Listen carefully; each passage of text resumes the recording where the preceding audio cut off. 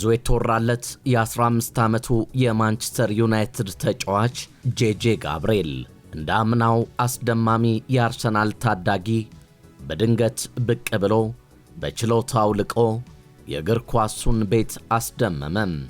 መድፈኞቹም አለቀላቸው፣ ከዋንጫ ሪትሙ ሊወጡ ነው ሲባል ገና ብላቴናው ተማሪ ማክስ ዶማን በድንገት በሜዳ ላይ ታምር መስራት ቻለም። በደቃቃ ደቂቃዎች ማለትም ባለቁ 20ና 10 ደቂቃዎች በሚካኤል አርቴታ እምነት ተችሮት ከተቀያሪ ወንበር በመነሳት ወሳኝና ጉልህ ሚና ያላቸውን ግቦች በአስደናቂ ሁኔታ ማስቆጠር ሲችል ብዙዎች አደነቁት። አሁን ደግሞ ሌላኛው የእንግሊዝ ፕሪሚየር ሊጉ የ2026-27 የውድድር ዘመን ሌላ ትንሽ ልጅ ከቀያይ ሰይጣኖቹ ቤት ብቅ ማለቱ አይቀሬ ነው እየተባለ ይገኛል። ጄጄ በሚካኤል ካሪክ ስር ዕድሎችን አግኝቶ መሰለፍ ከቻለም ሜሲን በማንቸስተር ዩናይትድ ማሊያ ልንመለከተው የምንችልበት ዕድል ሰፊ ነው የሚሉ አልጠፉም። ለመሆኑ ጄጄ ማን ነው ስንል እንዳስሳለን። እናንተም አብራችሁ እንድትሆኑ በመጋበዝ ነው። ላይክ፣ ሼር፣ ኮሜንት፣ ሰብስክራይብ እና የደውል ምልክቷን እየነካችሁ አብሮነታችሁን ስለምታደርሱን ከልብ በማመስገን ጭምር ነው። ሚያዝያ 2025 ጄጄ ጋብርኤል ለማንቸስተር ዩናይትድ ከ18 ዓመት በታች ቡድን የመጀመሪያ ጨዋታውን አደረገ። ገና 14 ዓመቱ የነበረው ታዳጊ ዩናይትድ ሊድስን 13-1 ሲያሸንፍ ተቀይሮ በመግባት 25 ደቂቃ መጫወት ቻለ። በተሰጠው ደቂቃም 2 ግቦችን አስቆጥሮ በርካቶችን አስደመመ። እንግሊዛዊው ባለተሰጥኦ ዕድሜው ገና ቢሆንም የ18 ዓመት ታዳጊ የ18 ዓመት በታች ቡድን ቋሚ አባል ሆነ። በአንዳንድ አጋጣሚዎች ለ21 ዓመት በታች ቡድኑም ጨዋታ ያደርግ ጀመረ። በተለይ በተጠናቀቀው የውድድር ዓመት ታዳጊው ለምን የበርካቶች መነጋገሪያ እንደሆነ አሳየ።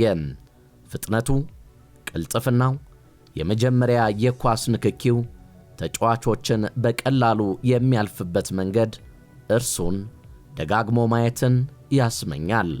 በተለይ 2025-26 የውድድር ዘመን ለ18 ዓመት በታች ቡድኑ 32 ጨዋታዎች ላይ ተሳትፎ 29 ግቦችን በማስቆጠሩ ትኩረት በዛበት። የአውሮፓ ታላላቅ ክለቦች አይናቸውን ጣሉበት። የተጫዋቹን ሁኔታ በቅርበት በመከታተል ሊያስፈርሙት የሚችሉበትን ቀዳዳ አሰሱ። ሕፃኑ ሜሲ የሚል ቅጽል ስምም የተሰጠው ጋብርኤል በተለይ ባርሰሎና በጥብቅ ተከታተለው። ፕሮፌሽናል ውል የሚፈርምበት ዕድሜው ላይ ስላልደረሰም ዩናይትድ ተጫዋቹን በውል ማሰር አይችልም። የውድድሩ ዓመት እንደተጠናቀቀ ጄጄ ጋብርኤል ልቡ ሸፈተ። ዩናይትድን መልቀቅ እንደሚፈልግ ፍንጭ አሳየ። ቀያይ ሰይጣኖቹ ግን በእጃቸው ያለው ዕንቁ በቀላሉ መልቀቅ አልፈለጉም። የክለቡ ፉትቦል ዳይሬክተር ጄሰን ዊልኮክስ ጣልቃ ገብተው ተጫዋቹን አስማሙት።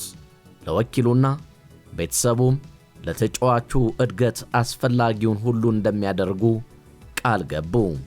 ሩበን አሞሪም የዩናይትድ አሰልጣኝ በነበረበት ወቅት ለመጀመሪያ ጊዜ ከዋናው ቡድን ጋር ልምምድ መስራት ቻለ።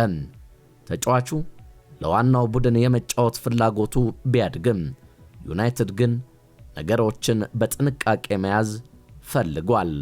ደቃቃ ሰውነቱ መጎልበት አለበት። ለዋናው ቡድን መጫወት የሚያመጣውን ጫና መቋቋም የሚያስችል ስነ ልቦና ማዳበርም ይጠበቅበታል። ይህም ቢሆን ዘንድሮ በጨዋታ ላይ ባይሳተፍም እንኳን የዋናው ቡድን አካል ሆኖ ቢያንስ ተጠባባቂ ወንበር ላይ ይታያል ተብሎ ይጠበቃል። ይህንንም ትናንት ከኖርዌይ ክለብ ሮዘንበርግ ጋር በተከናወነው የአቋም መፈተሻ ጨዋታ ላይ ጀምሮታል። የማንቸስተር ዩናይትድ ደጋፊዎች በቀጣይ ጥቅምት ወር ላይ 16ኛ ዓመቱን ከሚይዘው ጄጄ ጋብርኤል ብዙ ይጠብቃሉ። ዕድሜው ገና ቢሆንም ለዋናው ቡድን ሲጫወት ማየት የሚፈልጉ በርካቶች ናቸው። ክለቡ ይህን ያደርግ ይሆን? በቀጣይ የአቋም መፈተሻ ጨዋታዎች ላይና የውድድር ዓመቱ በይፋ ሲጀምር የምንመለከተው ጉዳይ ይሆናል። ጄጄ ጋብርኤል ኳስ ሲይዝ እጅግ የሚያስደምም አንድ ለአንድ ተጫዋቾችን የሚያልፍበት ክህሎቱ እጅጉን የላቀ በመሆኑ በርካቶች ከሜሲ ጋር ቀጫጫነቱንና የኳስ ስታይሉን በማቀናጀት ትንሹ ሜሲ እያሉ ያቆለጳጵሱታል። በሜዳ ላይ ከገባ አንዳች ፍርሃት ስሜት የማይሰማው ገና ታዳጊ ነው ይሉታል። እንደፈለገ ይጫወታል፣ እንዳሻው ይሯሯጣል። ከክለብ ጓደኞቹ ጋር ኳስ ለመቀበል ወደ ኋላ ይመለሳል። ቡድኑ ሲጠቃ ማየት ፈጽሞ አይፈልግም። በካውንተር አታክ ለማንቸስተር ዩናይትድ ቀዳሚው ተመራጭ ነው እየተባለም ይገኛል። እጅግ ከኳስ ጋርና ከኳስ ውጭም ያለው ፍጥነት የላቀ መሆኑን የተመለከቱም ጄጄ ጋብርኤል በማንኛውም ሁኔታ ላይ የመሰለፍ አቅም እንዳለው በኳስ በተጫወተባቸው ሜዳዎች ሁሉ አስመስክሯል። ማንቸስተር ዩናይትድ ግብ የማግባት ድርቁንም በትናንሽ ደቂቃዎች ተቀይሮ እየገባ ይሰብርለታል እየተባለም እየተጠበቀ ይገኛል።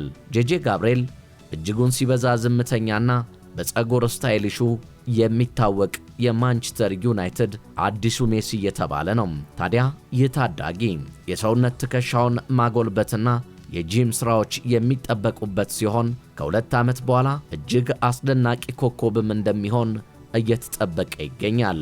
ታዲያ ማንቸስተር ዩናይትድ ይህንን ድንቅ ልጁን እንዳያስኮበልሉበት ክለቦችን የማሰር ስራን እየሰራ ይገኛል።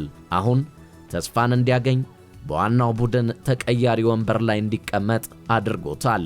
በዋናው ቡድን የስብስብ ስም ዝርዝር ውስጥም በዋና ተጫዋችነት አስመዝግቦታል። ተጫዋቹ ምንም እንኳን በሚካኤል ካሪክ ስር ተቀይሮ የመግባት ዕድሉ እጅጉን ያነሰ ቢሆንም ነገር ግን በባለፈው ዓመት ሁኔታው ማንቸስተር ዩናይትድ በቂ ተጫዋቾች እንዲሁም በጉዳት የሚታመስ ክለብ በመሆኑ ሚካኤል ካሪክ ሳይወድና ሳይፈልግ ተጫዋቹን ከ30 እስከ 20 ደቂቃ ያጫውተዋል ተብሎ ይጠበቃል። ምክንያቱም በደከሙ ሰዓቶች ብቻ ሳይሆን በጠነካራ ጊዜያትም ወጣቱ ጄጄ ጋብርኤል ስለሚያስፈልጋቸው ነው። አሁን ሚካኤል ካሪክ የሚፈተኑበት አንዱ ተጫዋችም እንደሆነ እየተነገረ ይገኛል።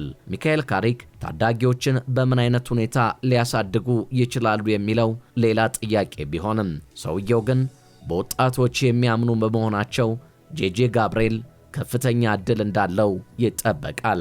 ሚካኤል ካሪክ ለኮቢ ማይኖ የሰጡትን ዕድል ሁሉ ለጄጄ ጋብርኤልም አይነፍጉትም የሚሉም በርካቶች ናቸው። ታዲያ በሚካኤል ካሪክ አሰልጣኝ ስር ጄጄ ጋብርኤል ምን ያሳየን ይሆን?